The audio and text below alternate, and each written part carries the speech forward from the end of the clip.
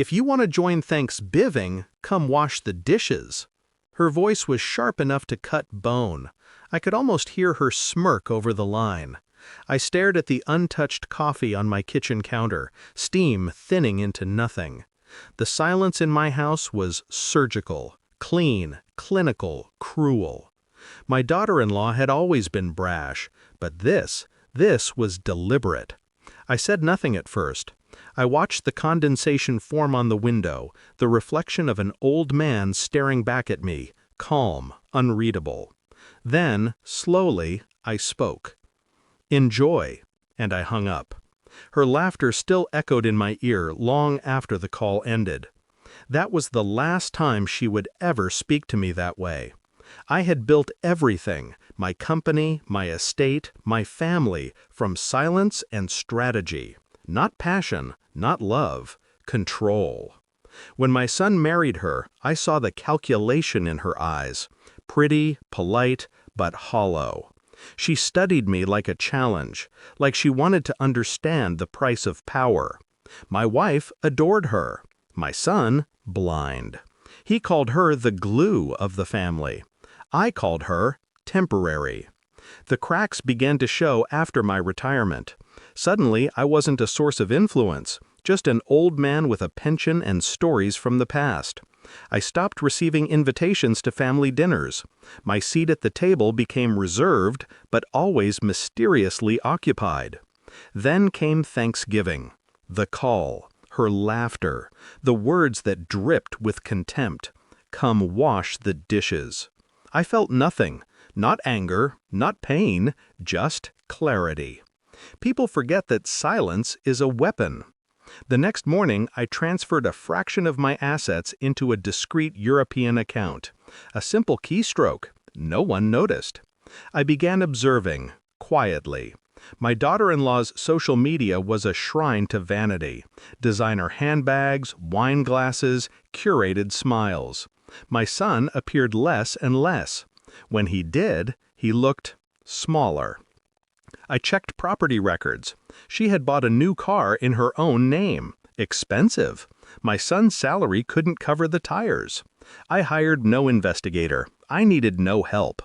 Patterns reveal themselves to those who've lived long enough to recognize repetition. Then I noticed her online.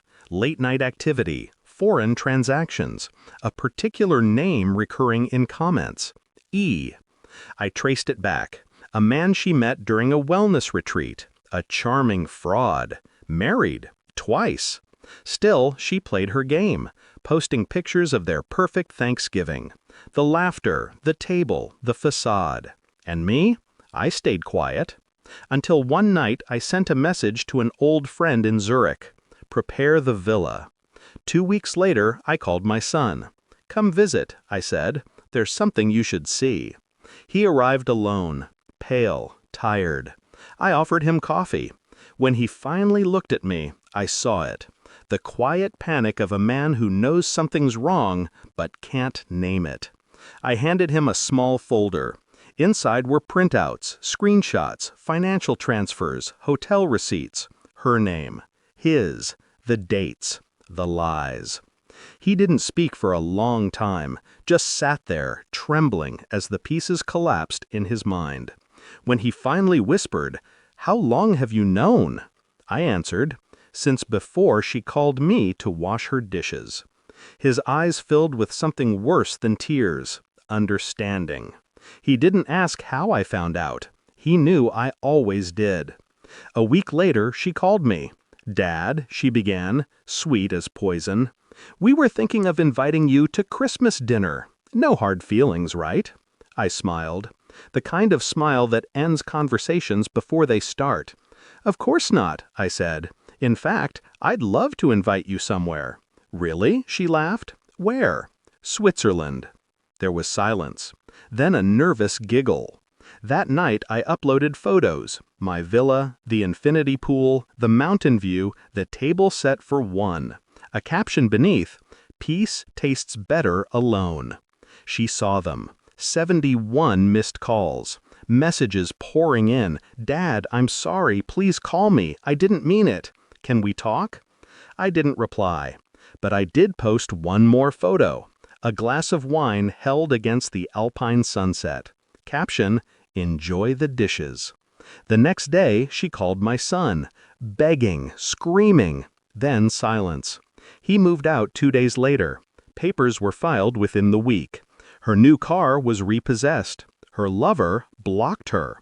And my son? He finally came to dinner. Alone. It's strange, the taste of victory. Not sweet, not bitter, just quiet. I sit now by the window of the villa, snow falling like static.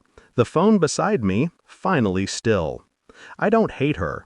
Hatred is effort. I don't forgive her either. Forgiveness is charity. I simply understand her now.